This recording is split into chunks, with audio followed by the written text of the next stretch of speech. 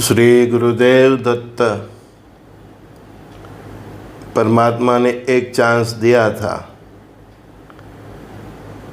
America ने वो chance खो दिया है।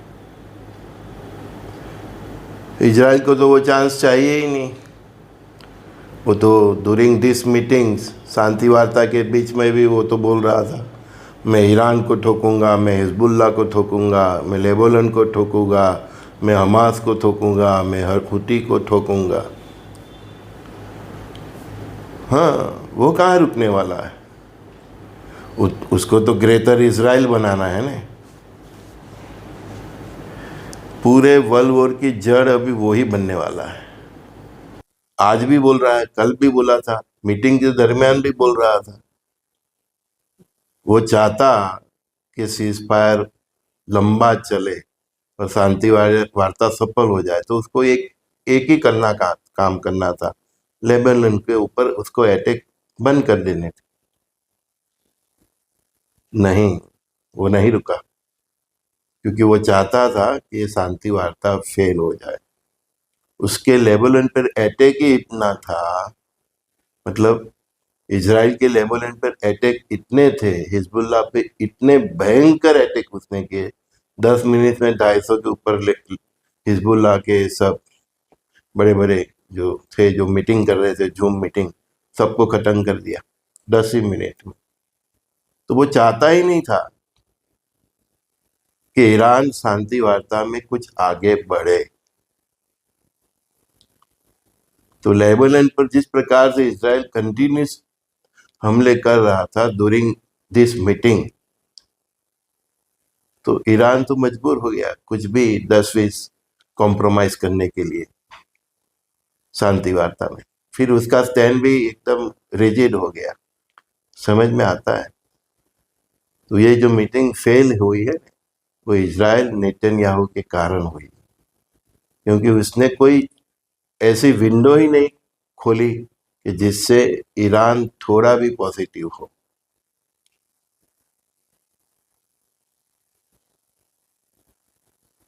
ईरान जिस प्रकार से लेबनान, हुती, हमास और हिजबुल्लाह के लिए अपने आप को सेक्रीफाइस करने को रेडी हो गया, उससे आगे ईरान की ये जो जंग है अभी शहादत की,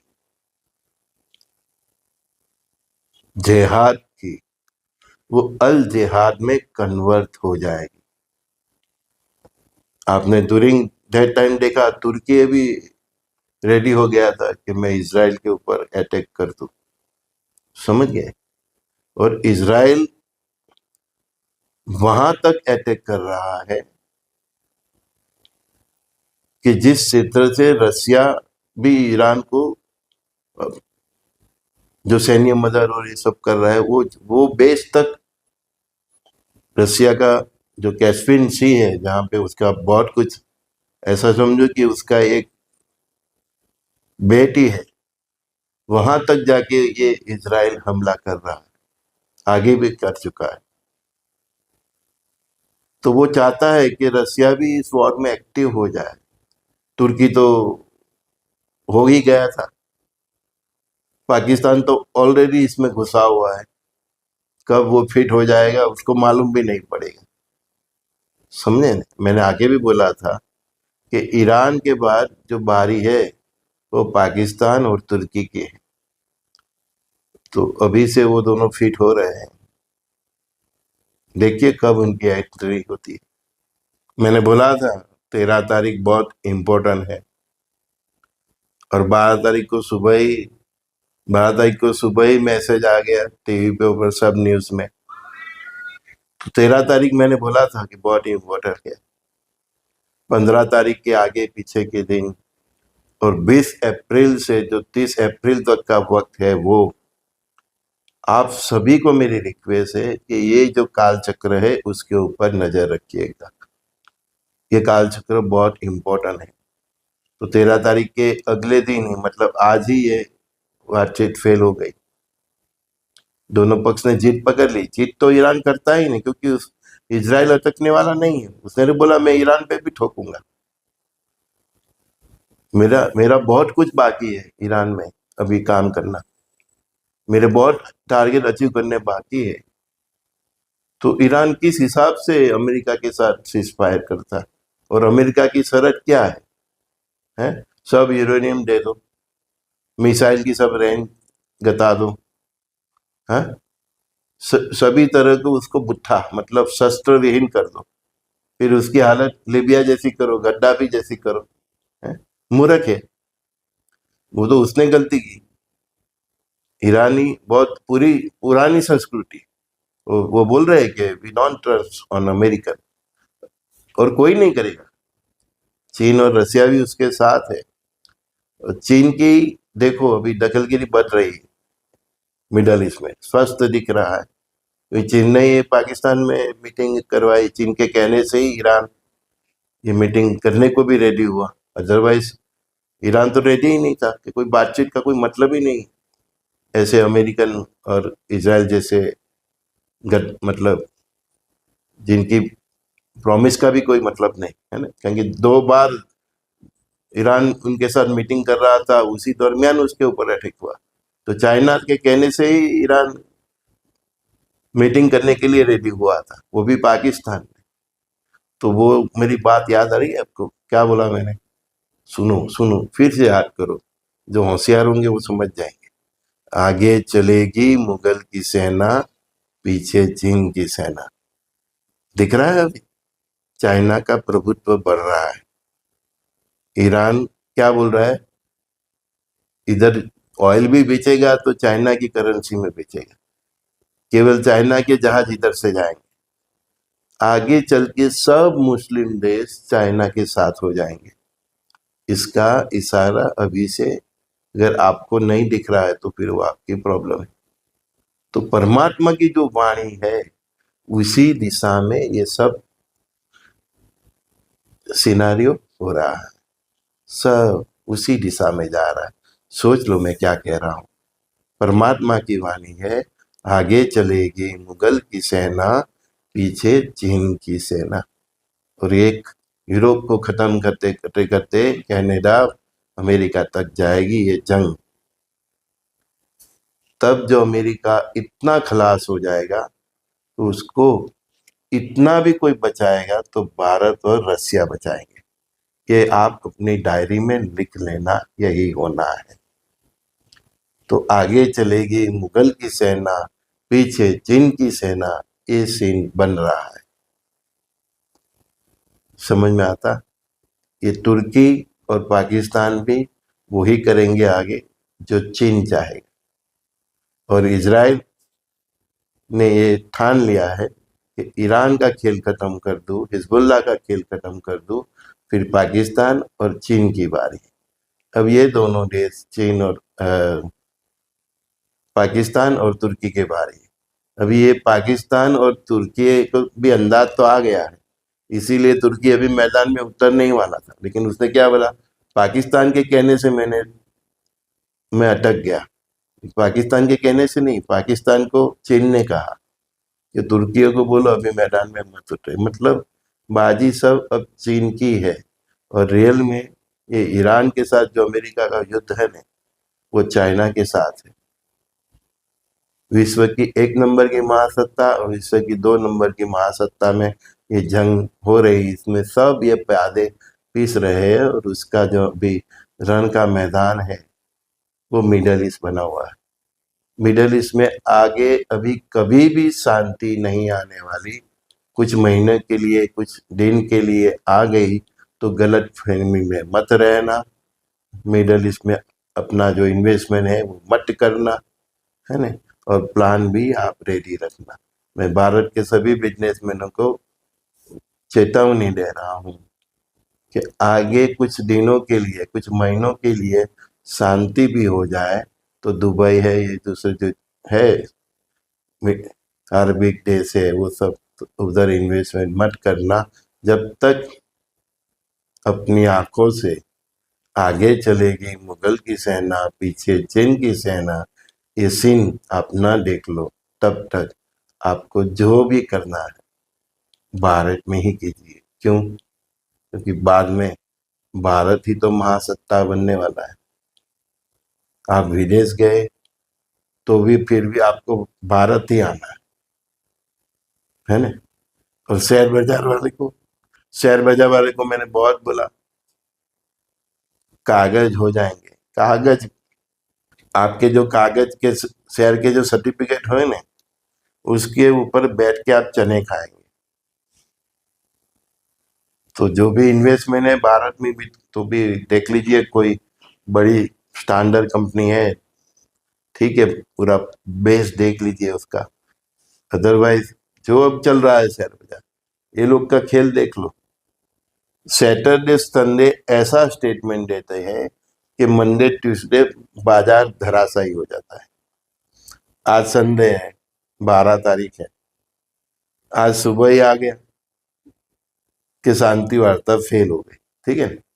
तो कल मंडे बाजार ओपन होते ही शेयर बाजार जाएगा धड़ाम, ठीक है। और यही लोग खरीद देंगे जिन लोग का स्टेटमेंट है ना, ये ट्रम्प और ये सब उसके ही partner, business partner, Monday Tuesday जितना बाजार जाएगा सब खरीद लेंगे। ये लोग अभी देख लो, महीने 2 महीने से ऐसा ही करते आ रहे हैं। फिर वेनेसडे थर्सडे ऐसा कुछ स्टेटमेंट देंगे तो भाव बढ़ जाएंगे, फिर ये लोग बेच देंगे, फिर सैटरडे संडे ऐसा स्टेटमेंट दे देंगे। समझ में आया? हाँ। युद्ध भी चल रहा है और ये खेल भी चल रहा है। तो सोने चांदी की जो चल रही है ना चहल पहल ऊपर नीचे की, उससे भी दूर रहिएगा, और शेयर बाजार से कमजोर दिल वाले और जिसके पास मतलब पैसे कम है वो सब शेयर बाजार से खेलते हैं, और कमजोर दिल वाले दूर ही रहिएगा, नहीं तो हार्ट अटैक आ जाएगा। इतना ये लोग खेल आगे भी करने वाले हैं, है ना। कई लोगों का तो पूरा इन्वेस्टमेंट इसमें है, तो मैं बता रहा हूँ भैया, उसमें से स्लोली स्लोली निकाल दो। सोम मंगल मंडे ट्यूसडे गिरता है तो वेनेसडे थर्सडे जब चढ़ता है ना तब निकाल दो, है। और अपने जो ब्रह्मांड की जो रियल करेंसी है, सोना है, चांदी है, जमीन है, उसमें रखियो। मकान प्रॉपर्टी में, मकान में, शॉप में मत रखियो, फ्लैट में मत रखियो, जमीन में रखियो। भूकंप से तो मकान भी गिरेंगे, फ्लैट भी गिरेंगे, जमीन नहीं गिरने वाली। कुछ उधर उगा के भी आप खा सकोगे। शहर से बाहर खरीदी, वो आपको काम आएगी, क्योंकि इन फ्यूचर में भारत के भी जो बड़े बड़े मेगा सिटी है, बड़े बड़े शहर है, उसके ऊपर भी ऐसे ही बिजली गिरने वाली है जैसी अभी तेल अवी पर गिर रही है और तेहरान पे गिर रही है, और जैसे अभी लेबनान पे गिर रही है। समझ गए आप? तो गांव शहर से बाहर आपका कुछ आशियाना होगा तो आपको काम आएगा, आपके कारण दूसरे को भी काम आएगा। और जिनके पास आर्थिक स्थिति नहीं है तो वो एक ही काम कीजिए, प्लान भी, शुद्ध सात्विक जीवन, चरित्र संभालिए, और प्रभु का हो सके इतना नाम उसकी स्मरण कीजिए। उसकी औरा से ही आपकी सुरक्षा होने वाली है, चाहे आप शहर में भी हो। ना खरीद नहीं सकते, मजबूरी है, तो कोई बात नहीं। बाकी अदरवाइज आगे तो गरीब, मध्यम वर्ग और पैसे वाले सबका लेवल एक हो जाना है। 32 तक आपको ये सब झेलना है ना। 32 जिसने क्रॉस कर लिया वो खुद को समझेगा सारा मैं सबसे नसीब वाला हूँ। वो अपने पुण्य देखेगा, अपने कर्म देखेगा, उसके पास क्या प्रॉपर्टी बची वो नहीं देखने वाला, समझे। वो गिनती करेगा मेरे फैमिली में कौन कौन बचे और दूसरे के फैमिली में कौन कौन स्वाहा हो गए। समझ में आता है? मिलकत की तो कैलकुलेशन नहीं होने वाली। करोड़ों की मिलकत, पानी के भाव भी कोई लेने वाला नहीं। क्या करेगा लेके?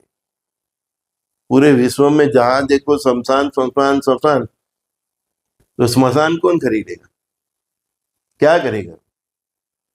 रास्ते पे पड़ा होगा सोना चांदी तो भी नहीं उठाएंगे लोग, इतना वैराग्य आ जाएगा, इतनी लाशें देखेंगे, इतनी तबाही देखेंगे।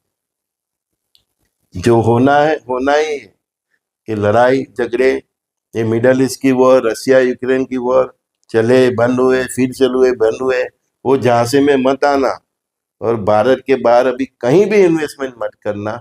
और जो नए बच्चे हो जॉब ढूंढ रहे हैं, इंडिया में कम सैलरी की मिले तो इंडिया में ही करो, क्योंकि आगे फ्यूचर इंडिया में ही है। वहां पे जाओगे फंस जाओगे। अभी भारत के बाहर जाना नौकरी बिजनेस के लिए मतलब मौत के मुंह में सामने से जाने का। समझ में आया?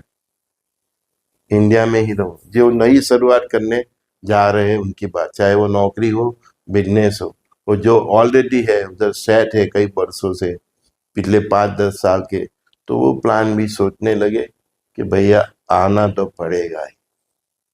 चाहे मिडिल ईस्ट में हो, चाहे अरब में हो, चाहे यूरोप में हो, चाहे जर्मनी में हो, न्यूजीलैंड में हो, ऑस्ट्रेलिया में हो, कहीं पे भी हो। सबसे बुरा हाल यूरोप कनाडा के बाद, यूरोप या ये सब के बाद, उनमें सबसे बुरा हाल अमेरिका का होना है। और अमेरिका भी में मेरे फॉलोअर्स है, वो पूछ रहे हैं सर हमेरा क्या होगा। मेरे को देखो भैया, भगवान का जो चल रहा है सुदर्शन चक्र, उसमें बचने का एक ही रास्ता है, शुद्ध सात्विक जीवन चरित्र, प्रभु का नाम स्मरण। ये आपके पास है, आपकी ऑरा ऐसी है, आपका जीवन अच्छा है, आपका व्यवहार अच्छा है, आपके कर्म अच्छे हैं, तो आप अमेरिका में भी कहीं पे भी होगा। आप वो तो परमात्मा की मतलब अ, वो कहीं से भी किसी भी प्रकार से आपको बचा लेंगे। लेकिन आप उसको पसंद है वो मार्ग पे अगर आप चलते हो तो कहीं पे भी हो। पहाड़ गिर जाए फिर भी बच जाता है इंसान, है ना। एक चींटी को भी वो पेड़ का पत्ता दे देता है तो वो निकल जाती है।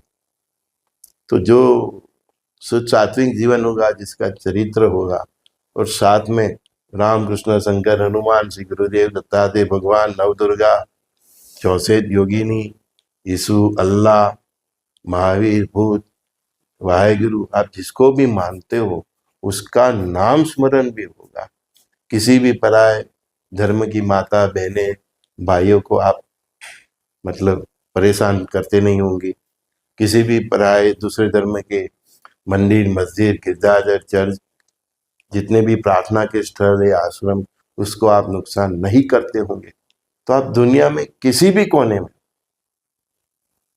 मैं एनआरआई को भी बोल रहा हूँ, मेरे भारतीयों को भी, आप चाहे किसी भी कोने में हो, आपको कुछ नहीं होगा। इतना तो मुझे परमात्मा की वाणी से भरोसा है, क्योंकि आगे जो अच्छी दुनिया है उसमें उसको अच्छे लोगों की भी बहुत जरूरत है।